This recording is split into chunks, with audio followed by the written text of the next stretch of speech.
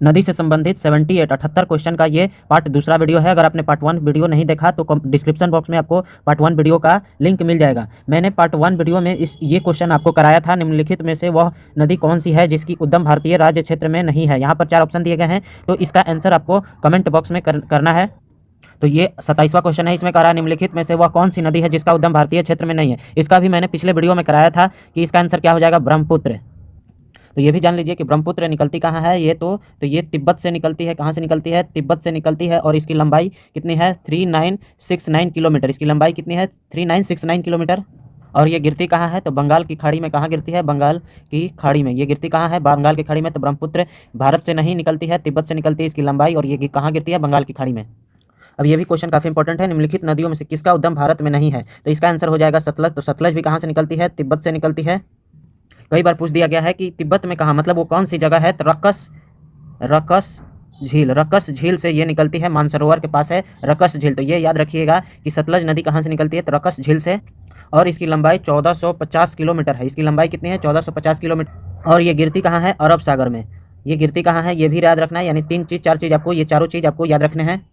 तो देखिए ये क्वेश्चन आपको याद रखने योग्य है। निम्नलिखित में से नर्मदा नदी के संबंध में सभी सही हैं सिवाय, मतलब इनमें से कौन सी एक नर्मदा नदी के संबंध में गलत है? तो ये तो आप जानते ही हैं कि ये अमरकंटक से निकलती है और इस पर जो है सरदार सरोवर बांध बनाया गया है। लेकिन आपको ये दोनों पता नहीं होगा। ये तो एकदम बिल्कुल पता नहीं। यह मार्बल रॉक्स के समूह के बीच से बहती है। ये आपका सही है, यह मार्बल रॉक्स के समूह से बीच से बहती है। लेकिन इसके किनारे प्रसिद्ध महाकालेश्वर मंदिर है, ये गलत है। क्योंकि महाकालेश्वर मंदिर जो है ये शिप्रा नदी के किनारे है। महाकालेश्वर मंदिर कहाँ है? ये भी क्वेश्चन बनता है किस नदी किनारे है, तो आपको याद रखना है शिप्रा नदी के किनारे है। तो ऑप्शन बी सही हो जाएगा, ये गलत है। ये क्वेश्चन रट लीजिए, काफ़ी इंपॉर्टेंट क्वेश्चन, कई बार एग्जाम में आपके आ चुका है। निम्नलिखित में से कौन सी नदी कृष्णा नदी की सहायक नहीं है? तो कृष्णा नदी की सहायक नदी कौन कौन सी है? तो तुंगभद्रा है, मालप्रभा है, घाट प्रभा है। ये तीनों जो है कृष्णा नदी की सहायक नदियाँ हैं।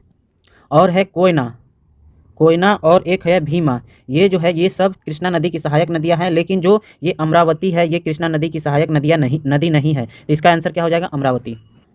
इनमें से कौन सी नदी कक्ष के रण में सम्माहित होती है? तो इसको याद रख लेना है क्योंकि ये काफ़ी बार इंपॉर्टेंट में एग्जाम्स में पूछी गई हैं। तो इसका आंसर क्या हो जाएगा? लूनी। लूनी जो है कक्ष के रण में सम्माहित होती है।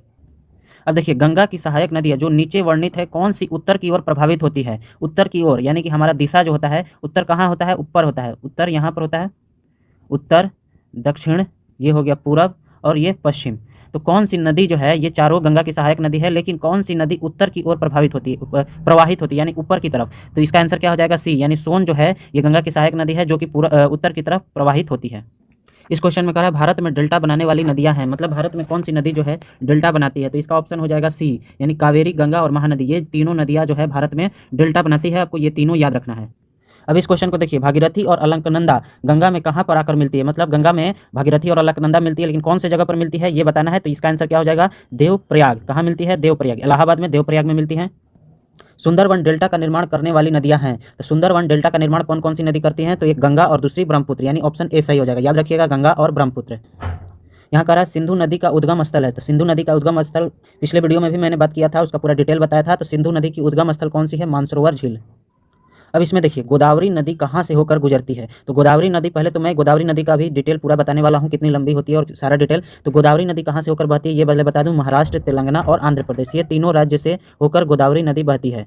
और गोदावरी नदी की जो लंबाई होती है ये होती है 1465 किलोमीटर। और ये भी याद रखिएगा कि ये भारत की सेकंड लार्जेस्ट नदी है, सेकंड सबसे बड़ी नदी जो है, दूसरी नंबर की सबसे बड़ी नदी है। और ये निकलती है आपके नासिक डिस्ट्रिक्ट, नासिक का, आपने महाराष्ट्र में नासिक का नाम सुना ही होगा, तो वहाँ से ये नदी निकलती है।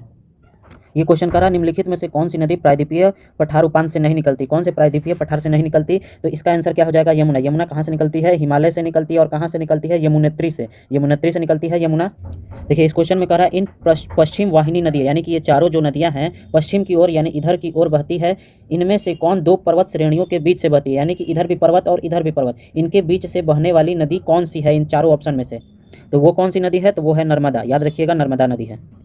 तो इस क्वेश्चन में कह रहा है भारत में सबसे ऊंची ज्वार भीति वाली नदी कौन सी है? तो इसका आंसर क्या हो जाएगा? हुगली। इस क्वेश्चन को याद रखिएगा, एग्जाम 3-4 एग्जाम में ये क्वेश्चन पूछ दिए गए हैं। तो इसका आंसर क्या हो जाएगा? हुगली। अगर हुगली पूछ दे कहाँ बहती है तो ये कहाँ बहती है? बंगाल में बहती है। कहाँ बहती है? बंगाल में। बेतवा नदी मिलती है, बेतवा नदी जो है ये किससे मिलती है, ये हमें बताना है। गंगा से मिलती है, यमुना से, ब्रह्मपुत्र से या फिर सोन से। तो इसका आंसर क्या हो जाएगा, बेतवा नदी। बेतवा नदी किससे मिलती है, तो ये यमुना से मिलती है। बेतवा नदी किससे मिलती है, यमुना से, याद रखिएगा। तो इस क्वेश्चन का मैंने जवाब पिछले वीडियो में भी, जो पिछला सेशन चला था उसमें पूरे विस्तार से इस वीडियो का जवाब दिया था। तो आप इसको कमेंट करके जरूर बताएं कि निम्नलिखित नदियों में से कौन सी नदी अपने मार्ग परिवर्तन करने के लिए कुख्यात है, यानी कि सबसे ज़्यादा वो नदी मार्ग परिवर्तन करती है। भारत में सबसे बड़ी नदी मुख किस नदी के मुख पर है, मतलब जो सबसे बड़ी नदी मुख है वो किसकी है, तो उसका आंसर क्या हो जाएगा, हुगली। इसका आंसर क्या हो जाएगा, हुगली हो जाएगा। यहाँ पर कह रहा है पंजाब के निर्माण में सबसे महत्वपूर्ण नदी कौन सी है। देखिए पंजाब का निर्माण में सबसे जो महत्वपूर्ण नदी है, मतलब बंटवारा जब पंजाब का हुआ तो वही उसका बॉर्डर बन गया, तो ये है हमारी सिंधु नदी। यानी पंजाब के निर्माण में सिंधु नदी सबसे प्रमुख नदी है। निम्नलिखित में से कौन सी नदी विंध्य तथा सतपुड़ा पर्वत श्रृंखला के मध्य से होकर गुजरती है, यानी कि यहाँ हमारा है विंध्य और यहाँ है हमारा सतपुड़ा, और इनके बीच से कौन सी नदी बहती है ये हमें बताना है।